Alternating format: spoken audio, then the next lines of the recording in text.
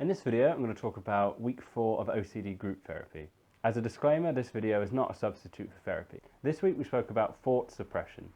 Thought suppression is when you're trying to get rid of your thoughts, when something's in your head that you don't really like and you're trying to get rid of it, telling yourself just go away, I don't want to think about this problem.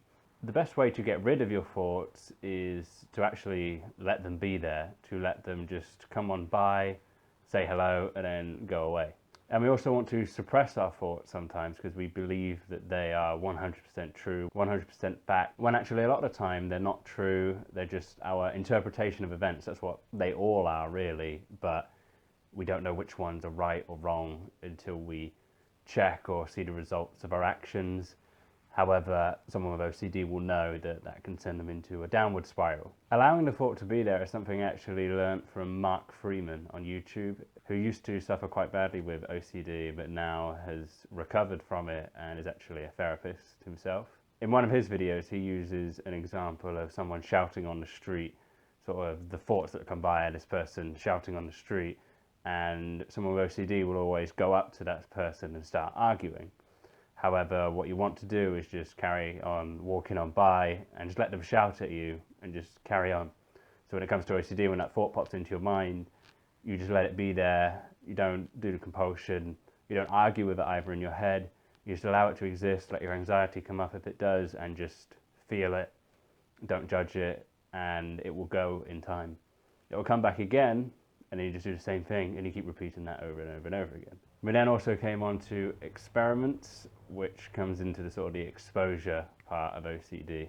So we keep doing a compulsion and we keep getting the same result, and it's just getting worse and worse. So the experiment will challenge that and require us to take a different course of action rather than giving into the compulsion. So this comes on to the homework that we were given. The first one was about thought blocking. I actually forgot about this. I didn't do it. However, this is this thought suppression idea, and because I've been on my recovery journey for over a year now, I came across this idea, and like I said, I watched a video from Mark Freeman, so I know that it doesn't work. I've done meditation for about 6 to 8 months as well, so I know this idea that thought blocking, trying to argue with it, trying to get rid of it, doesn't work, and I've had a lot of success with just allowing it to be there and just sort of carry on. And they keep coming back. It's just less anxiety each time. It can be a slow process. It's just going to be different for every person.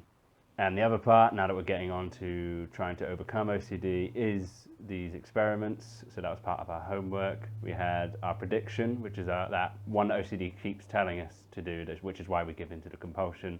The alternative prediction, which is one where we're using a bit more of a logical mind. We keep arguing with ourselves, but we never actually follow that one because we have all these feelings and all these bad thoughts that we don't want to happen, so then we do the compulsion. This is about seeing if that worst case scenario actually comes true. So it is a leap of faith, so you can start lower down on your hierarchies list. So for me, I chose a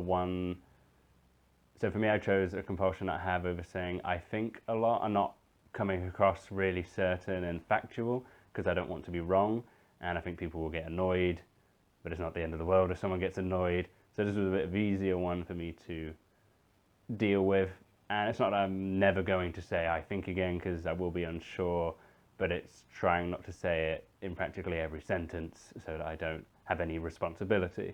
So my worst case scenario that OCD tells me is that people will get angry and people won't like me, or it will cause big problems because what I've said is wrong, so it could escalate and the ramifications could be huge. The alternative prediction was that it doesn't really matter and a small jokey argument could happen if I happen to be wrong.